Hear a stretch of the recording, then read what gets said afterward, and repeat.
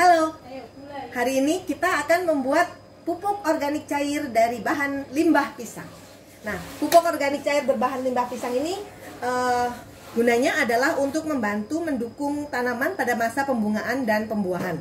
Jadi untuk tanaman yang menghasilkan buah seperti tomat, terong, cabai, dan mungkin juga semangka, melon, dan sebagainya itu, dia bisa membantu tanaman menghasilkan bunga yang banyak dan nanti buahnya besar dan manis.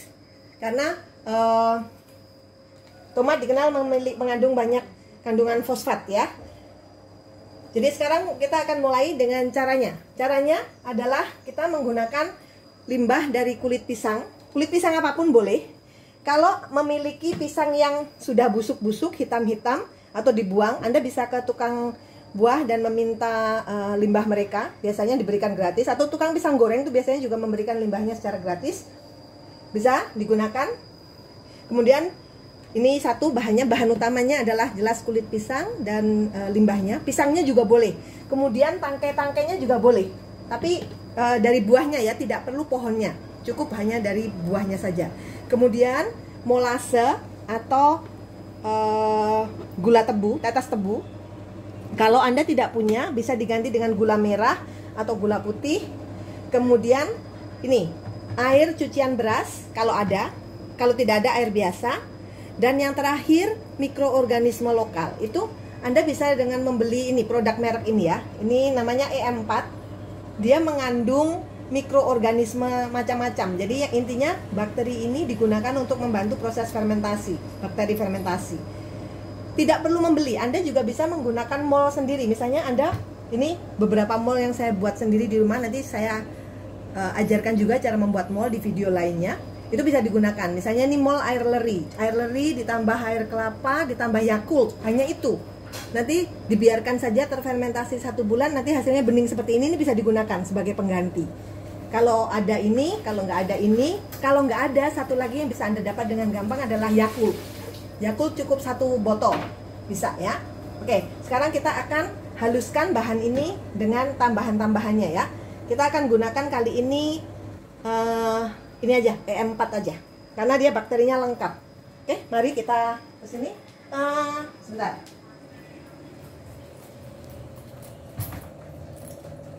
Tunggu di situ, nggak apa-apa.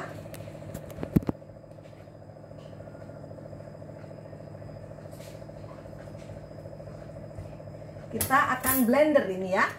Nah, tidak harus di blender, dicacah-cacah juga bisa, tidak harus di blender. Atau mau ditaruh utuh juga tidak apa-apa, tidak masalah. Nanti bakterinya sudah bisa mengurai juga kok. Nih, limbah kulit pisangnya.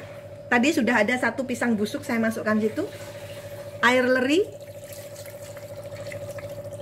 Oke. Terus jangan lupa nih molasenya. Molase itu cair begini. Berikan 4 sendok.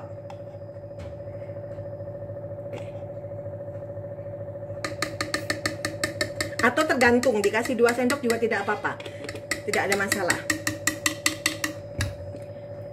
Kita akan blender sebentar saja, blender kasar saja. Ini tidak ada patokan ya, intinya molase itu nanti menjadi bahan makanan untuk bakterinya. Oke, kita akan blender sebentar.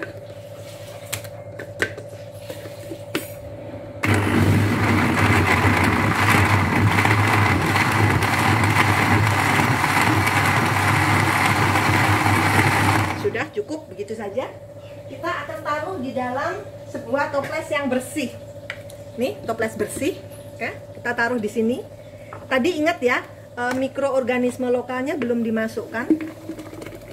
Nih, ini bahannya masih banyak yang belum terlalu halus. Agak dihaluskan sedikit bolehlah, biar proses fermentasinya nanti cepat. Kita ulang lagi dikit lagi, nggak apa-apa. Tapi tidak halus tidak apa-apa. Ini saya cuman biar agar cepat aja sih.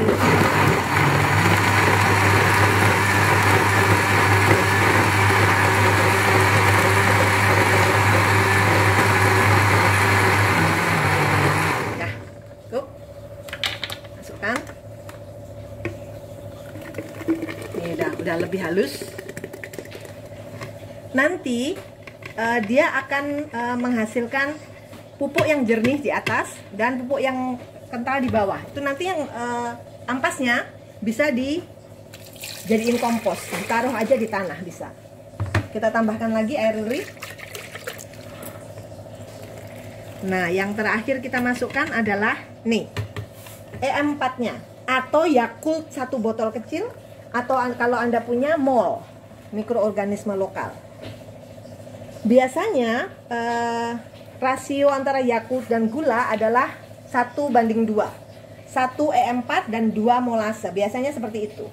Karena tadi kita kasih gula merah molasenya 4, berarti kita akan beri EM4-nya 2 sendok.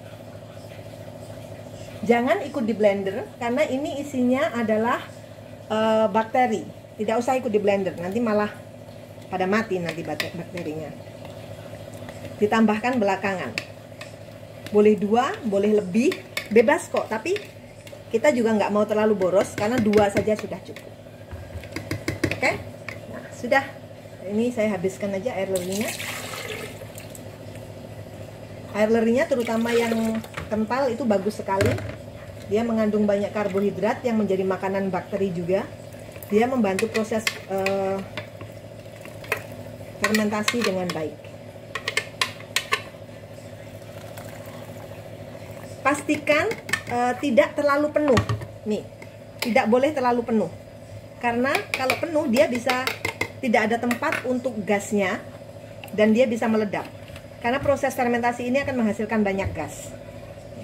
Lalu ditutup rapat boleh, tapi pastikan setiap pagi Anda kendorkan sedikit, dibuka ini sebentar saja agar gasnya keluar lalu ditutup. Menggunakan toples juga memperkecil risiko meledak. Kalau kita menggunakan botol aqua misalnya, karena kecil, dia lebih gampang untuk meledak dari gas yang dihasilkan tadi. So, ini akan kita simpan selama minimal 7 hari sampai 1 bulan sebelum bisa diaplikasikan.